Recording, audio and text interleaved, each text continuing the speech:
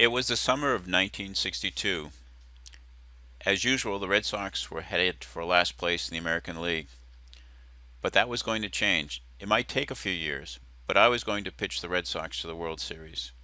As far-fetched as this might sound, what was even more so was the fact that I had never participated in organized baseball.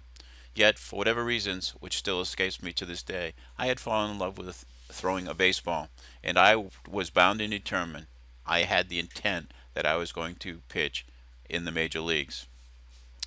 My training facility was my backyard. I had tacked up an old rug as a backstop, and every day almost I would go out and throw and throw and throw.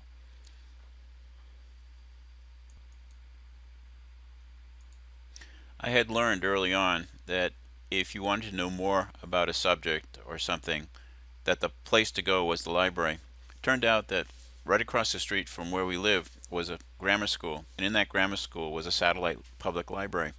So I would go over there weekly and scour the shelves for anything I could find on how to throw a baseball. You have to understand that back then, the baseball instructional literature information was nowhere near what it is today.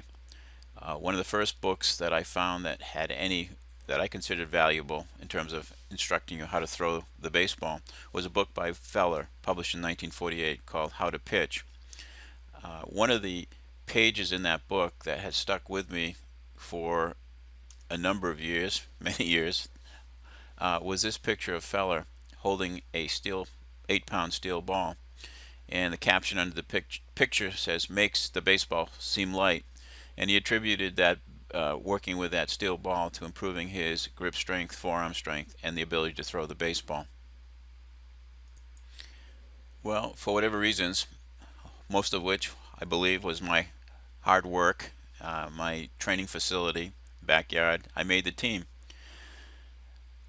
I was the 20th player on a 20-man roster.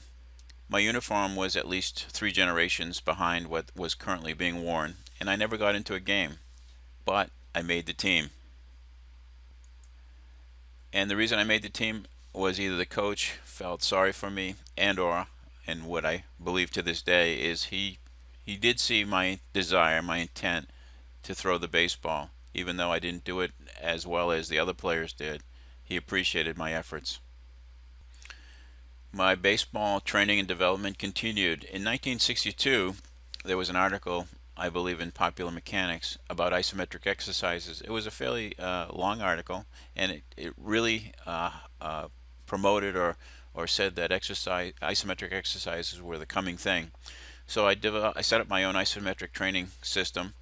I supplemented that with doing throwing exercises, typically simulating the throwing motion, external internal rotation with a weight or with weights that I put together that weighed anywhere from 2 to 10 pounds, and I would go through the throwing motions with that weight. My throwing did improve. My typical stat line would be 3 strike out the side in the first inning and walk 7 batters in the second inning. Needless to say, I didn't get much pitching time because of that. I earned the nickname Headhunter. What continued to frustrate me, lack of a better word, was we had a pitcher on the team. He was about 6 inches shorter than I was. His name was Mike Mins. I remember him as clearly today as I did back then. When he threw the baseball, it sounded like an angry cat. It would hiss on its way to the plate. As hard as I tried and as much as I tried to figure out, I could never understand why he could throw the baseball like he did and why I couldn't. 1965, a new pitching coach, new varsity pitching coach. And as some of you might have experienced, new coach, new regime. I didn't fit into his plans. I didn't make the team. 30 years later, in search of answers, and that was the beginning of SETPRO, Sports Engineering and Training Products.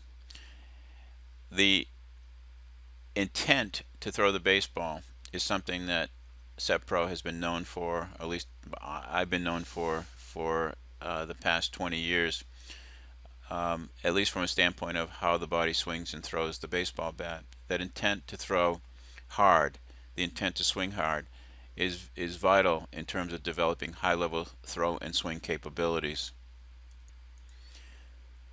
And that intent to throw hard is a step in the right direction. But I had more intent than any other player on the team. So why did I fail?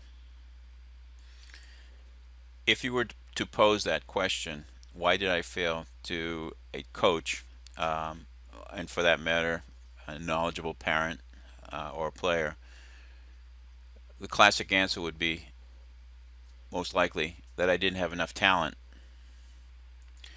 After I didn't make the varsity team in 1965, you have to understand it was my senior year in high school. This was going to be the end of my high school career, or my high school participation. So I had friends who were on the track team, and everybody who went out for the track team made the track team. So I said, what the heck, I'm going to go out for track and field and see what happens. What happened was this: in my very first track meet, I broke the high school high jump record, which had stood for 17 years. I went on to better that mark 4 more times, was undefeated, and ended up with a track and field scholarship to University of Massachusetts. So I go back to the question of why couldn't I throw the baseball as effectively as Mike Minns?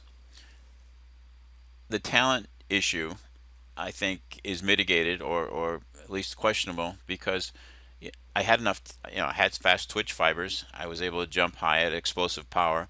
I had reasonable coordination. I had to have in order to high jump.